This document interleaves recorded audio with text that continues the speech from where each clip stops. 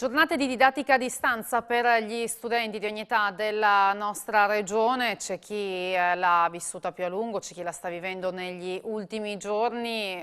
Controversa didattica a distanza sulla quale si dibatte, sulla quale ci si interroga per trovare il modo di viverla al meglio nel momento in cui in questo momento si rende necessaria. Dal punto di vista fisico e dello sviluppo motorico che cosa accade? Lo chiediamo questa mattina al professor Stefano Lazar, che è il coordinatore del corso di laurea in scienze motorie dell'Università di Udine. Buongiorno, grazie per essere con noi.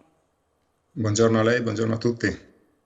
Dunque, didattica a distanza ci si interroga già sull'apprendimento, insomma, su quali effetti possa avere studiare a distanza piuttosto che farlo in classe. Per quanto riguarda proprio lo sviluppo motorio, per quanto riguarda l'educazione fisica, la parte motoria che viene fatta in classe a lezione, insomma, credo che qui gli effetti si sentano ancora di più, insomma, diventa davvero una parte difficile da gestire, è così? Certamente, la didattica a distanza, dobbiamo innanzitutto dire che i bambini delle scuole elementari fortunatamente hanno avuto la possibilità di continuare la scuola fino a qualche settimana fa. Per quanto riguarda invece lo sviluppo delle attività motorie, effettivamente nelle scuole elementari ancora l'attività motoria è gestita benissimo, bene, diciamo dalle maestre e dai maestri che in questo periodo stanno facendo un lavoro eccezionale, ma non abbiamo ancora un esperto specifico nel settore dell'attività motoria con i bambini. Pertanto anche questo è un po' trascurato. Stiamo lavorando affinché questo possa migliorare. Per quanto riguarda l'attività motoria, purtroppo in questo periodo di lockdown, chiusura delle delle associazioni sportive che si sostituiscono delle volte anche alle scuole per promuovere l'attività fisica, diventa veramente difficile proporre qualche cosa. Però comunque in ogni caso abbiamo sempre le famiglie che possono intervenire, questo direi che è la cosa fondamentale, che le famiglie possano integrarsi e non dico sostituirsi alle società sportive, ma fare una buona camminata con i figli ogni tanto potrebbe essere una cosa bellissima sia dal punto di vista motorio ma anche dal punto di vista dello sviluppo delle relazioni tra bambino e genitore.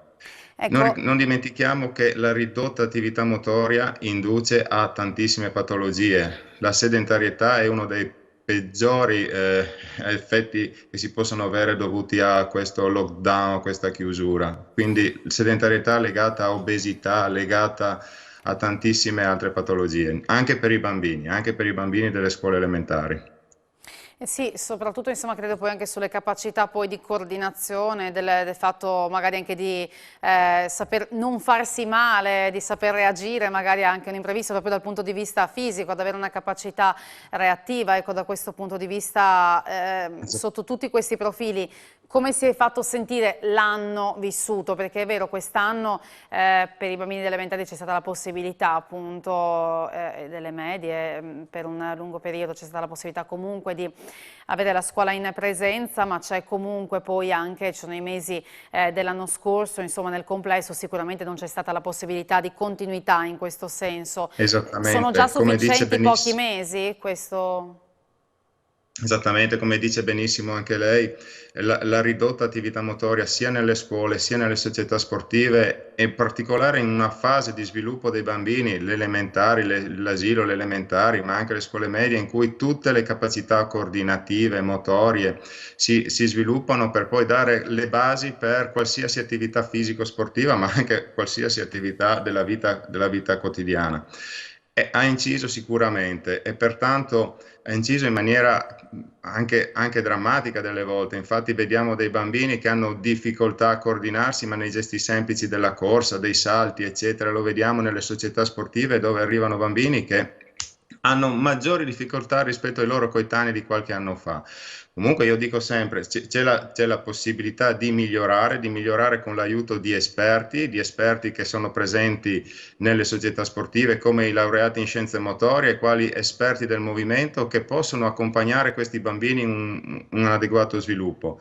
E poi ci auguriamo che anche nelle scuole, prima o poi, l'esperto in attività motoria, cioè ovvero il laureato in scienze motorie, possa entrare a far parte del corpo docente e collaborare con i maestri e le maestre che stanno facendo e gli altri docenti che stanno facendo un lavoro eccezionale in questo periodo per contribuire a un miglior sviluppo anche dal punto di vista motorio dei nostri bambini.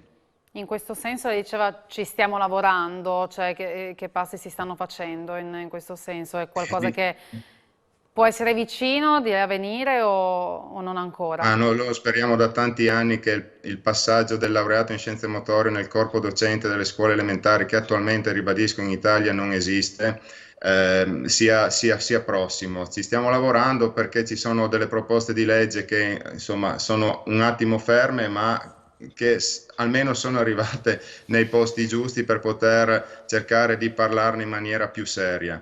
Questo potrebbe essere veramente un salto di qualità, perché ci ricordiamo che dai 6 agli 8-10 anni, anche da prima, cioè i nostri bambini crescono, si sviluppano e sviluppano tutte le capacità di base, motorie di base per qualsiasi gesto tecnico, per qualsiasi disciplina sportiva, ma anche per qualsiasi abilità motoria della vita quotidiana. Quindi ci stiamo lavorando e speriamo che, insomma, l'obiettivo venga raggiunto nei prossimi anni, ecco.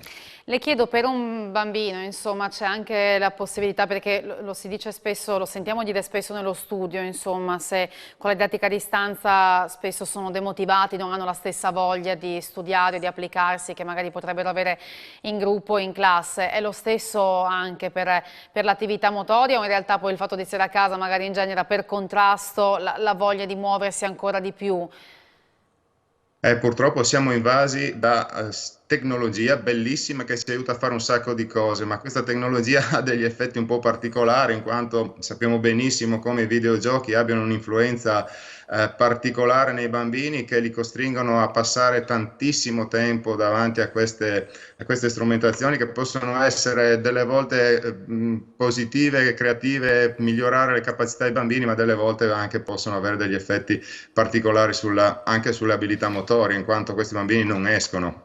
È troppo Quindi facile una passare del tempo. passeggiata, insomma, nel il consiglio che dà ai genitori, che chiaramente Sempre, io poi in direi questo momento si trovano a gestire tante cose, ma non rinunciare a un'uscita. un'uscita assolutamente mai, approfittate di questa bellissima regione che abitiate al mare, in montagna, in città, ovunque abbiamo parchi, abbiamo tantissime possibilità per muoverci con i nostri bambini. E la camminata rappresenta un momento sì di attività motoria, ma anche di scambio tra genitori e bambini, che dal mio modestissimo punto di vista è estremamente importante per un'adeguata crescita anche in ambito familiare, perché c'è il momento in cui i bambini possono anche comunicare delle cose che magari in determinate situazioni non lo fanno. Uscire un attimo, un'oretta assieme, potrebbe essere l'occasione non solo di migliorare le capacità fisiche, ma anche di migliorare il rapporto tra genitori e figli. Grazie mille per i minuti che ci hai dedicato questa mattina e buon lavoro. Grazie a voi e buon lavoro anche a voi, buona giornata.